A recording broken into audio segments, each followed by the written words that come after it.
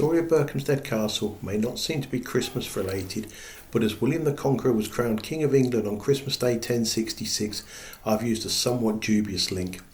William granted the land where Berkhamsted Castle was located to his half-brother Robert, Count of Mortain, because Berkhamsted was of strategic importance since there was already a Saxon fort there which guarded the main route north through the valley. Robert of Mortain built a typical Norman castle known as Motte and Bailey, with a tower on an earthen mound surrounded by a defensive enclosure. The castle was constructed at the bottom of a dry valley where there were springs to fill the moats. The first castle was a timber structure. When Robert of Mortain's son rebelled against the king, the original castle was destroyed.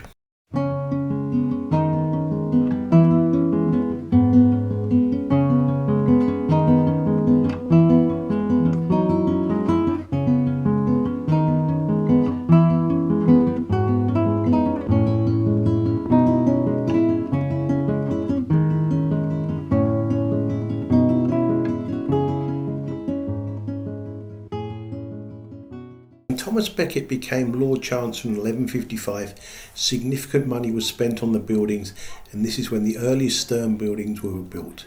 In 1157, £10, about £17,000 now, was spent on the King's House on the Motte. In the following year, £14, about £24,000 now, was spent on the work of the Chamber and the Motte. Construction workers must have been paid a lot less in those days.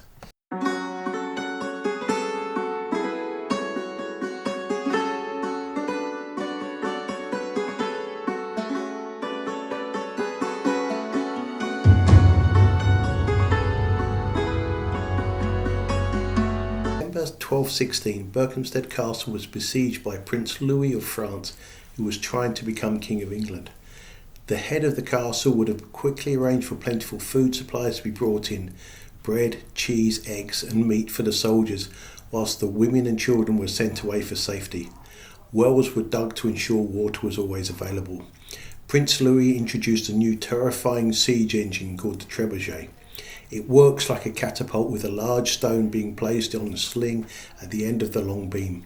People exerted a downward pull on the short end of the beam to flip up the longer end. They could throw a stone weighing 150 kilograms, which is 300 pounds, or more, 150 metres, 150 yards. The effect would have been devastating on the walls and towers of the castle and terrifying for those hidden within. After 2 weeks, the castle surrendered.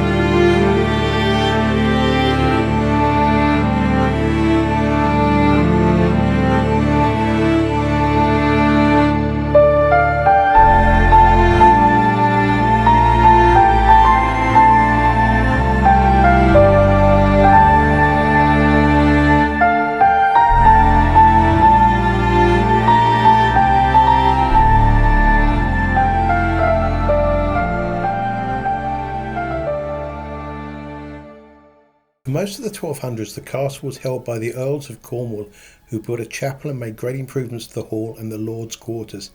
Plus work was undertaken on the King's and Queen's chambers, the Queen's chapel and the nurse's chamber. The castle probably reached its peak for entertainment in the period when Edward the Black Prince was there. When he married Joan, the fair maid of Kent, in 1361, their honeymoon was spent in the castle and the entire court entertained for 5 days.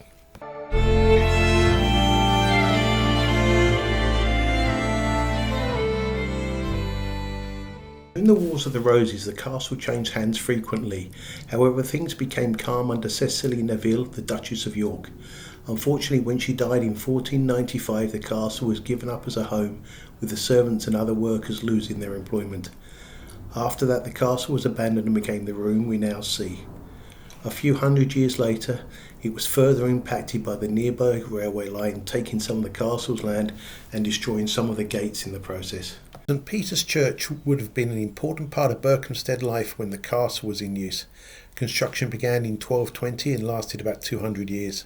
In the medieval period, bubonic plague was devastating. This is illustrated by the rapid succession of 8 rectors between 1369 and 1386, the shortest being Thomas Paine, who only lasted 9 days.